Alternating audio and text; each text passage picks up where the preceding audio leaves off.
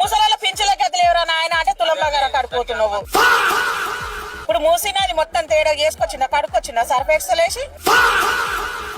Free bus పెట్టుకుంటేనే ఉండే ఎన్నికలు మొత్తం ఊసిపోతున్నాయి. ఇంక 2500 ఏడిస్తాడు మా అన్న. ఎందుకు విగ్రహం పెట్టడం వల్ల ఏం ఉపయోగం ఉంది? భారతదేశం కోసం ఒక గాంధీ తాతనే కష్టపడ్డా, మిగతా వాళ్ళు లేరా? తెలంగాణ కోసం, తెలంగాణ ఉద్యమాల కోసం ఎంతో మంది కాల్చేతులు ఇరగొట్టుకున్న వాళ్ళు ఉన్నారు. వాళ్ళకి ఏమని అవే పైసలు ఎందుకు కట్టుకుంటారు? ఇప్పుడు నీకు నచ్చని పెళ్ళని చేసుకుంటావా చెప్పు?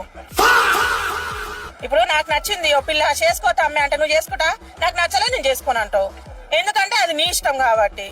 నువ్వు ఏడవడితే నేను ఆడ జాగిస్తాను, వాడు ఇల్లు కట్టుకో అంటే ఎందుకు కట్టుకుంటారు? అంటే ఇది నా జీవితానికి సంబంధించి, పెళ్లి అనేది నా జీవితానికి సంబంధించి. మరి ఇల్లు పెళ్లి చేసుకొని పెళ్ళానేడ రోడ్ మీద పెళ్లి చేసుకొని పెళ్ళానేడ రోడ్ మీద